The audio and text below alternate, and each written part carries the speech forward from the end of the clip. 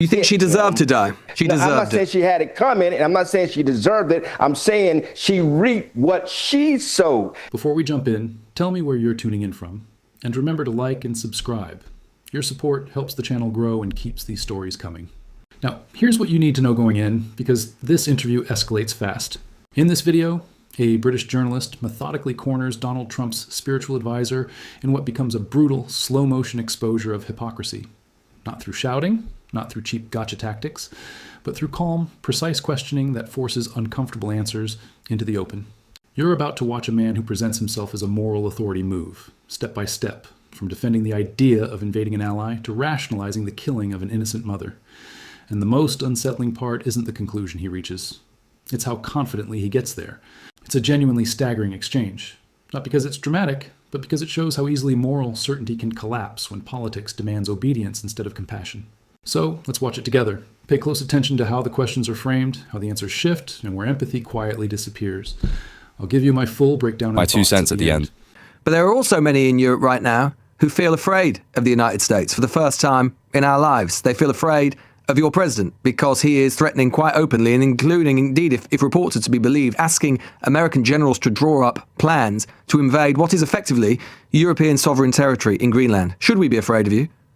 Well, of course not. I mean, it's preposterous and it's laughable to suggest that our greatest ally, Great Britain, and those of us who are so much alike with our holidays and language and even some of our cultures, we're essentially the same people divided by waters in many cases. And so it's laughable to suggest that Europe, especially Great Britain, needs to be afraid of President Donald Trump or the United States of America.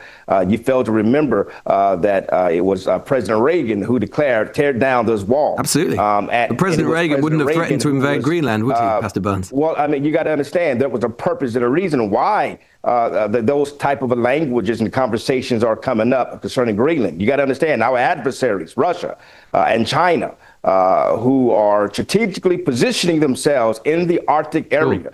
This is a devastating move of military might that Russia and China is positioning submarines and nuclear powers within those regions. In which case, that is something that we cannot have. In which case, absolutely, that protects Great Britain. Absolutely, Pastor Burns, and the Danish government and the European Union and Great Britain are all equally concerned with those things, which is precisely why the Danish government and the Greenlanders have said to the United States government, under the existing treaty that you have, which was signed in 1951 under President Truman, you are able to do whatever you want effectively in Greenland. You can have as many military bases as you want. You can have as many soldiers as you want.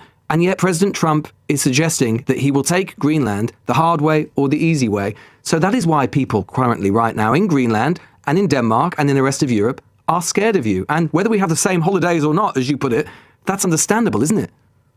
Well, again, it's understandable when you don't have American interests as number one. You're a pastor. And of course, in Christianity, of course, a central dictum is treat thy neighbor as you would treat thyself. Do you think that President Trump right now, with his allies, with his friends, with Denmark, with Greenland, who have done nothing to him but support him, do you think that he's living up to that spiritual dictum?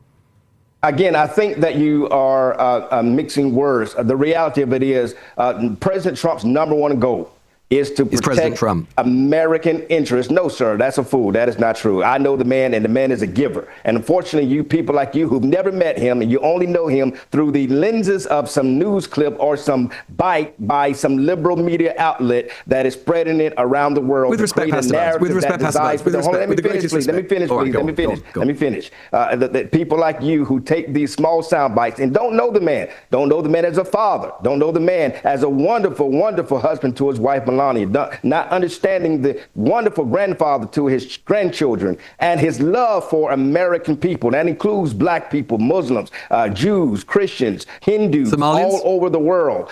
Somali Americans, if we want to talk garbage. about Somalia, we want to talk about the corruption that is happening in Minnesota. That is not a race issue. That is a integrity issue of these group of people in Minnesota who have taken advantage of American society. And so that has nothing to do with race. based. It has everything to do with integrity. And these people who are part of this evil manipulation of funds are not good people. And so however you want to try to shape it or frame it, you're trying to dummy down their actions because of your hatred and your disgruntledness of President Donald Trump. So you'd be willing to accept fraud that is happening in America, defrauded the American people, the American tax dollar, just because you despise Donald Trump. That is what we call Trump deranged syndrome. And it doesn't matter what the president does or how he is or who his true character is. There's no question, and Pastor Burns. Testimony by people like me who know him very well, who know him to be a kind man. I understand. One final question, Pastor Burns. We're very grateful for your time this morning. I know it's very early where you are as well. Given you mentioned Minnesota, and again, as you are a religious man, and you say that Donald Trump is as well, how does it fit with Christianity when we see a woman, whatever the circumstances, a mother of three, killed on the streets of Minneapolis, and the president does not hesitate, does not wait for a single second to find out the circumstances or the evidence of that killing, and instead simply declares her a domestic terrorist with no pity and no remorse for the loss for her children and family? How does that align with your, or indeed his, Christianity? Well, I think it's important to realize that this person chose her own death. She chose her own death. She's responsible for her own death. Because she ran over a federal officer. She did not have those circumstances are disputed, as you know, the reality of it is that there's too much video evidence. Let me just say, there's just too much evidence to suggest that she... You think she deserved to die? And well, again, when a person kills another person, they sentencing themselves to die. That's their choice. If you murder somebody... You didn't murder anybody. No, but my point of it is a person's decisions. If you decide to reject Jesus as your Lord and Savior, so she had God is not sending you to hell. You're sending yourself to hell. It is your choice. It is your decisions. If you decide to shoot up drugs in your arm, and even though people around you saying, don't do it, stop. Please be still, but yet you still shooting up drugs in your arm, then whatever happens is because you pushed it to be. And God has a grace and a love. He sends people that says, I'm going to look beyond your faults and still meet your needs. But in the end, you reap, as the Bible says, what you sow. So she had it coming. This woman, she deserved I'm not saying she had it coming, and I'm not saying she deserved it. I'm saying she reaped what she sowed. The question... There was no evidence, Pastor Burns. There was no evidence. There was no evidence of drugs. There was no criminal activity. We're not talking about drugs, but when we say that there was an order that was, I'm using it as an example, right? And I'm sorry, you may be a little bit slow. You can't follow the conversation. The point of it is, I can't follow what you're saying. I must be honest. No. You reap what you sow. That's the end of the day. The woman was asked to stop, like every person in America. When a law just for clarity, Pastor Burns, I think we owe it to her family. Stop. But number two, she decided, even with her partner trying to get into the car, she sped off, hitting in the police of hitting the law enforcement officer. Sir, that is an assault on a law enforcement officer, and many courts would consider that an attempted on life, right? Because she has a vehicle and she's driving and she sees that law enforcement officer, the ICE officer in front, regardless of your political ideology or your belief. I think we owe it. Pastor Burns, I think we, no, you've spoken for a long time. I think we owe it to her family. We're not finishing. The reality of it is she hit him with a vehicle. There's too much film evidence.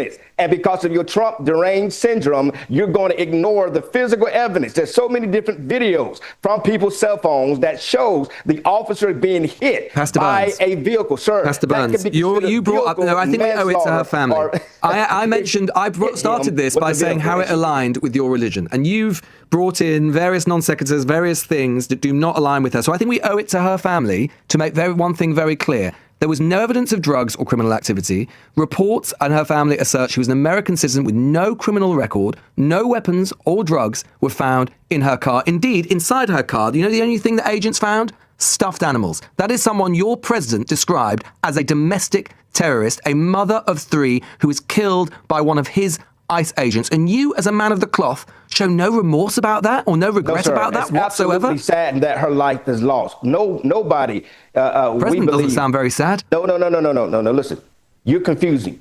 You're ignoring the fact that she had a weapon. It's called a vehicle. It's called putting her feet on the gas and pressing it, even though the law enforcement officers had a right to say stop. She did not stop. They said, get out the car. She did not get out the car. Instead, she chose to put her feet on the gas. And even though there was an ICE agent in front of her, she chose to continue to drive ahead. Now, no, she was no drugs. No, she had no guns, but she did have a weapon, and it's called a car. It's called a vehicle. And even in Europe, when there are terrorists who have taken their vehicle and used it to run people over in the middle of the street, to drive a car in the midst of people, knowing it's going to cause harm, that person was labeled as a terrorist. The woman in question, Rennie Nicole Good, let's use her name. Hit a man, the woman hit a officer, an officer of the law in the United States of America. Have she hit anyone for that matter? If it had been you and Rennie you Nicole were standing Good, there with Burns. your camera and she hit you, the law enforcement officers would have pulled their weapon and stopped this individual from potentially hurting more people. Rennie Nicole Good. That's sad. She was such a domestic threat. It breaks my heart that death has happened. No one wants anything like that to take place. It is no one should be killed, but the reality of it is, she was such a domestic threat. She was such a domestic threat that she calmly said on video. She calmly said on video that everything was fine, and I'm not mad at you. Seconds before an on-duty Immigrations Customs Enforcement agent fatally shot her. That's how much of a threat that she was, Pastor. The gas, sir. Okay. You're ignoring. You're not even acknowledging that. You're only talking about the. Well, you know as well as I do that but it's highly disputed, and local, the local government, the state government have been very, very clear that they dispute the account that the federal government has given. Anyway, Pastor Mark Burns, it's been a spirited conversation. I want you to genuinely pause on what you just heard. She reaped what she sowed. Because that wasn't a slip of the tongue. That was Donald Trump's spiritual advisor offering a moral verdict on a mother of 3 who was shot by the state in a car that reportedly contained stuffed animals with no drugs and no weapons found. That's the moment where everything becomes clear. And notice how this debate actually ended. Louis Goodall didn't raise his voice. He didn't interrupt. He didn't need theatrics. He simply applied pressure in the most effective way possible by asking a pastor to square his politics with his faith, one calm question at a time. That's the Socratic method in action. No spectacle, just clarity. And when that reconciliation was required, it collapsed. Instead of compassion, what we heard was law and order absolutism. Instead of grace, we were given victim blaming dressed up as moral certainty.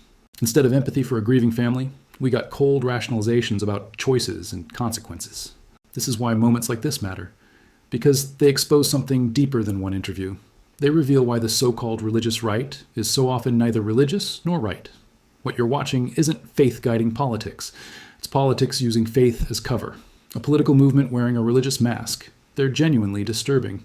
Because once you can frame the death of an innocent person as something they earned, there's no limit to what can be excused next.